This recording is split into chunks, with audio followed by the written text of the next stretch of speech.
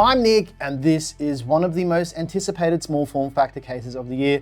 This is the Lian Li and Dan Case's B4 MATX. And to be honest, guys, this case is not all it cracked up to be. I've seen a whole bunch of reviews come out. I've basically just seen video titles, and I think everybody got this case absolutely wrong. I'll show you what I mean. Here it is, my friends, the Lian Li B4 MATX, one of the most anticipated cases of the year. As for the dimensions, the case is 191mm wide, 420mm deep, and 288mm tall.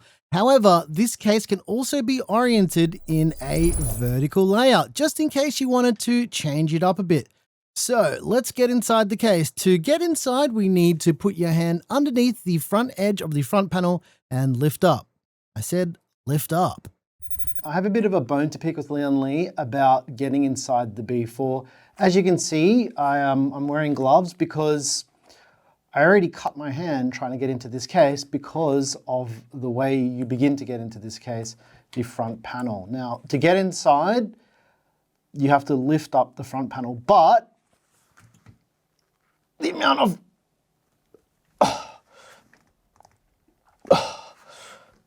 amount of force required is ridiculous. That was just, I felt the vein on my neck popping out. And I'm not a weak guy. I'm pretty fit and pretty strong. And for me to have my hand slip as I'm pushing up on this panel normally, I don't even want to put it back on. It's ridiculous. It made me feel like I've never ever built a PC before. The reason why it is like this is they've tried to implement something new, and I think they forgot to QA this. While these little metal spring-loaded brackets seem like a good idea, they put an unnecessary amount of force into the mounting system, meaning that it's very hard to pop off. And the reason is, I don't know if you guys can see this. I've been designing a lot lately, so I pick up on these things more. There's too much angle on there, and it's gripping into the hole that they've made in the front of the case, making it near impossible to lift it up. I have a sore wrist from that, and I cut my hand, which is ridiculous to get inside of a case, right? It kind of puts a bad taste in my mouth from the get-go because, guys, if I'm struggling to get into a case, what chance do normal people have? I'm a normal person, though. Also, if you remove the little metal clips, it only makes it slightly less resistant to taking the front panel off.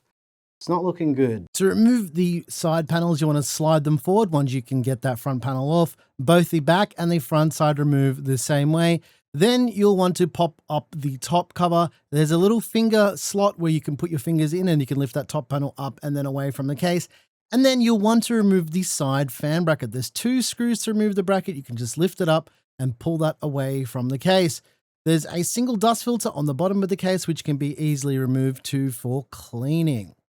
On the front panel, there's 2 USB Type-A ports. There's a power button, as well as a combined headphone and microphone jack, and a USB Type-C port. As for wiring, there's a USB Type-C cable, a USB Type-A cable, the front panel connector for the power button, as well as the front panel audio cable. For storage, you have 2 options for storage in the bottom of the case. You can install either a single 2.5-inch drive or a single 3.5-inch spinning RAS drive.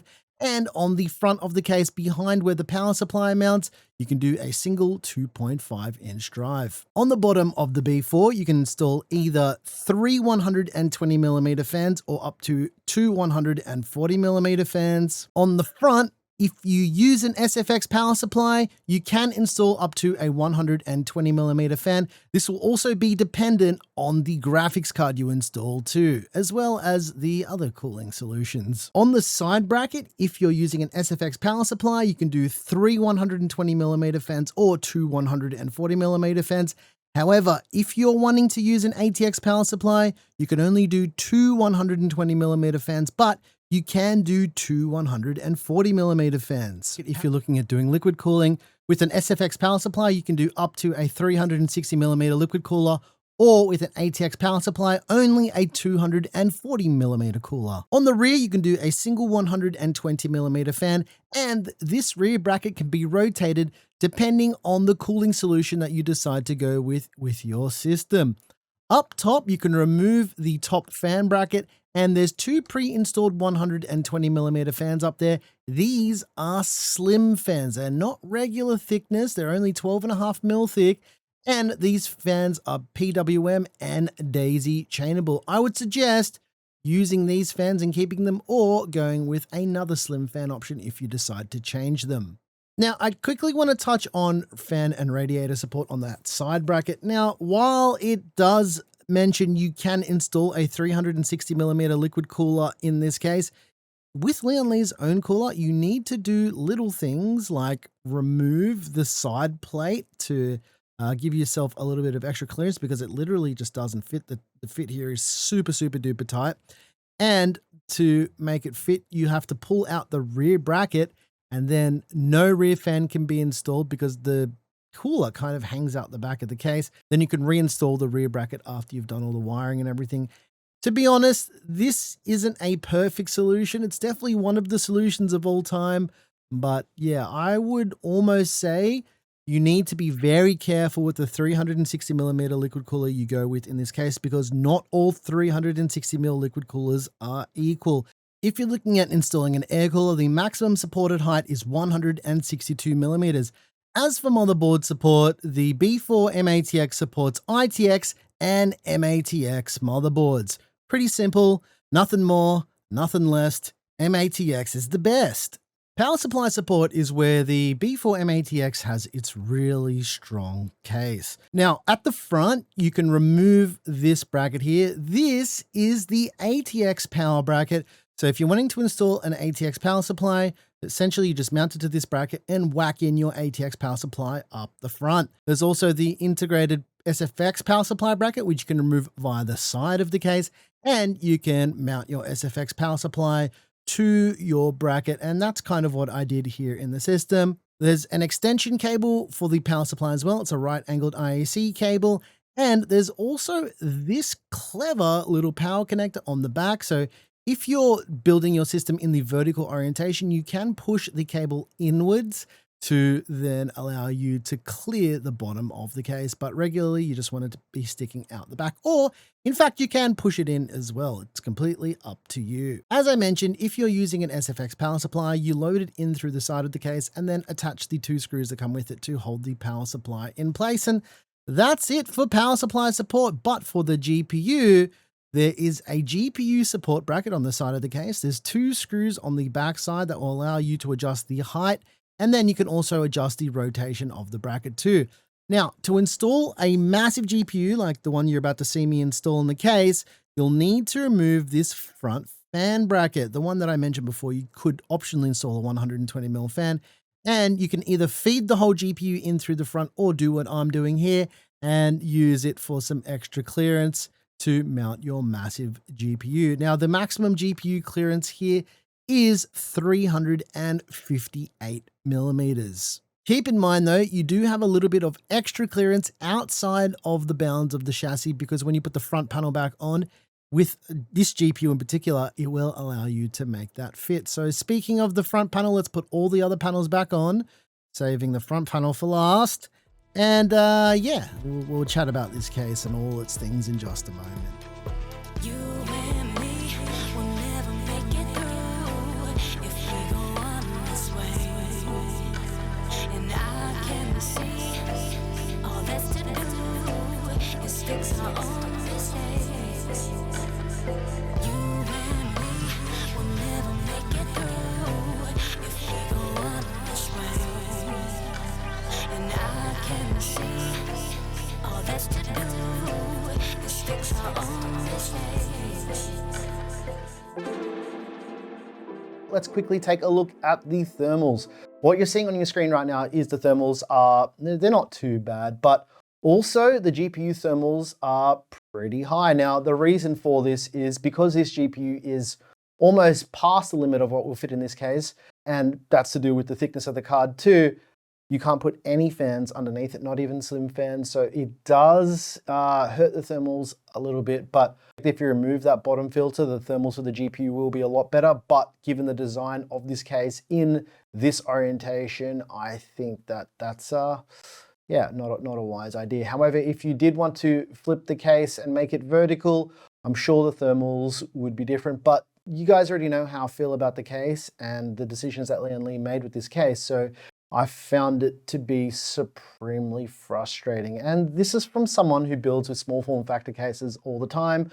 We've done, I think, 300 or 400 case reviews on the channel. So yeah, I may know a thing or two about cases, but that kind of leads me into what I think about the B4 MATX. The concept of the case is really, really cool. I really like the fact that it's a dual orientation case. And a lot of what I've found is when I've tinkered with this case in the past is it is really good as a vertical case. So don't get me wrong there. It's great because the footprint is really small, but you do make some sacrifices. I just wish that you didn't have to buy the front panel separately. I think that is a strange choice if you wanted to add the extra fans and give it a little bit more clearance, but that's a whole nother topic for a whole nother video. Regarding this case, now, I really, really, really wanted to like this case because the things like the rotating power connector on the bottom of the case is really cool. The fact that the back fan bracket can be flipped over is cool, except for one huge problem. Lian Li's own fans don't fit in this case. What I mean by that is if you wanted to use the rear bracket for extra clearance and you wanted to put this fan on the inside of the bracket, it doesn't fit. It doesn't fit with the connector for their uni fans either. And I know that you can mount it on the other side of the bracket, but not everyone wants to mount their fans like that. And this is supposed to be a modular small form factor case. And the fact that Lian Li's own fans don't fit in it is a bit concerning. The fact that it's designed to be a small form factor case inherently comes with the frustration factor, which is pretty normal for these cases. Don't get me wrong, guys. I've done so many of these builds. I get it. I know what I'm getting myself into. But the fact that if it was just slightly bigger, we could have put a rear fan in the case without mounting it to the outside of the case. I just don't think that that's a compromise that we have to make. And I know there's options like, hey, you could just 3D print your own bottom of the case to make the case a little bit taller. Then that kind of defeats the purpose of the case, right? The next thing is, you already saw, that was a whole day ago now with my frustration with getting into the case. I'm a power user and an enthusiast, and some would say I'm an expert with cases. I know I'm not trying to blow my own horn, but guys, I've been doing this a long time. I know exactly what the parameters of getting into a case are. And if I can't lift up that front panel without cutting my hand and really hurting myself, there's a bigger problem here. And that's to do with what I've seen recently with Lian Li's own QA. They're losing their way a bit because I think they're getting a little bit too comfortable with the popularity of their cases. And the reason I'm saying this is after getting the front panel off, I made a little bit of a modification to that spring-loaded mechanism they have for holding the panel in to give it a bit less resistance. It helped a little bit. Removing the clips helped a little bit. Upon further inspection, as you're seeing right here, right now, I had to file the plastic down for the front panel to function correctly. I wasn't aware that I had to build my own cases when I'm buying a case from Lian Li. Look, I think that this case has its merits at only $69 US. It is objectively pretty decent small form factor case, but calling it the case of the year and all this other stuff that I'm seeing going around, where are you getting this from? There's plenty of other cases out there that are far better for MATX. This isn't even close to being the best MATX case out there. The A3 MATX is way better than this. And the fact that when Lian Li showed this a year ago at Computex and it was completely different, and then showing it again this year and it's just not even related, is something that we're seeing as a bit of a pattern with Lian Li. They're happy to show off their concepts, but when the case comes out, it's nothing like what we're seeing. And that can be a good thing because, you know, they get a lot of community input and a lot of feedback from all of the things that people say about their cases online, because objectively, Lian Li cases are great, but I'm just a bit concerned about the lack of QA. Come on, man, if you're sending me a review sample, make the case perfect. At least test the case so I can say good things about it, right? But if I can't even get inside of the case, that's a massive problem.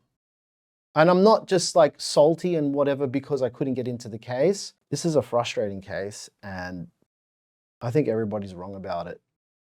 $69, if you want to spend 69 US dollars on the case, go ahead.